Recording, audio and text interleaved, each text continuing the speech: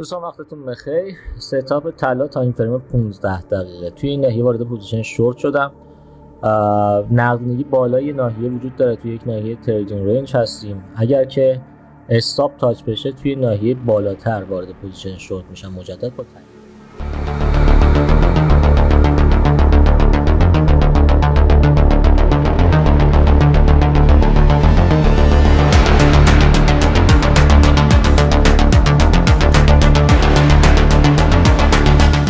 خب رفقا وقتتون بخیر. با هم دیگه بررسی میکنیم لایو ترید تاریخ 28/9/1403 رو. اما قبلش اگر که میخواید توی لایو ترید های ما شرکت کنید حتما میتونید از طریق وبسایت ما عضویت خبرنامه فرم رو پر کنید که لینک و توضیحات براتون ارسال بشه. همچنین میتونید دایرکت اینستاگرام برای ما پیام بذارید که لینک و توضیحات براتون ارسال بشه.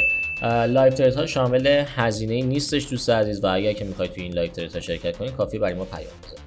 خب بریم سراغ بررسی لایو ترید. چه اتفاقی افتاد که وارد پوزیشن شورت شدیم؟ ما یک چنج اپ کاراکتر رو اینجا داشتیم تو تایم فریم 15 دقیقه و مجدد اومدش برای ما یک پی او اس بالا رو زد و نقدینگی زیر ایجاد شده بود که میتونستش قیمت بیاد این نقدینگی رو جمع آوری کنه. همچنین نقدینگی رو بالا داشتیم به همراه یک ناحیه اوردر بلاکی. اما عمده دلیلی که وجود داشت ما وارد پوزیشن شورت بشیم و تصمیم بگیریم که با توجه به اینکه تو تایمی بودیم که میتونست به یکی از اوردر بلاک ها قیمت بیاد با توجه به اینکه بازگشایی سشن نیویورک بود بیاد واکنش نشون بده. خب پس سشن بندی اینجا میاد ادغام میشه تو کار ما. اوکی، میریم تایم فریم کم میکنیم تو تایم فریم 1 دقیقه، جایی که ما همیشه تریگرمون رو میگیریم.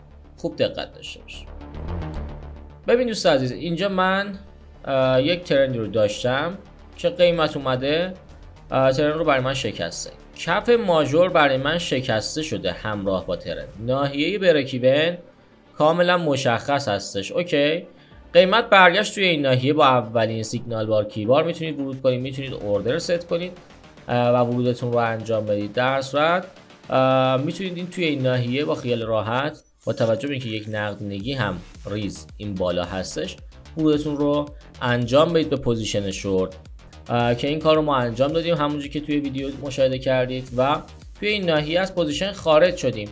دلیل خروج از پوزیشن چی بوده بچه‌ها؟ ببینید با توجه به اینکه قیمت اومد رسید توی یک ناحیه بیس تو گذشته مارکت، یعنی اینجا یک ناحیه FBG هم داشتیم. اوکی، ضربه رو زد و به سمت بالا یعنی داشت شادو میکشید. بلافاصله ما خروجمون رو انجام دادیم.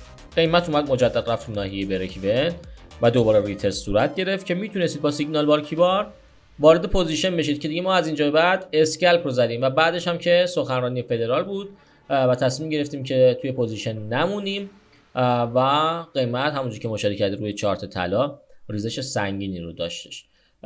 کل پروسه ورود به پوزیشن ما برای تاریخ 28/9/1403 به همین صورت بود که مشاهده کردید. اما انتظار این رو هم داشتم که قیمت بعد از اینکه به اینجا رسید بخواد یک چاکی رو صورت بده و به سمت بالا حرکت کنه، نقدینگی بالا رو هم جمع آوری کنه و تو خبر فدرال و سخنرانی فدرال به سمت پایین پرتاب بشه. نکته خاص دیگه این نیستش. انشالله که همیشه پرسود باشید. فعلا خدا یار نگهدار.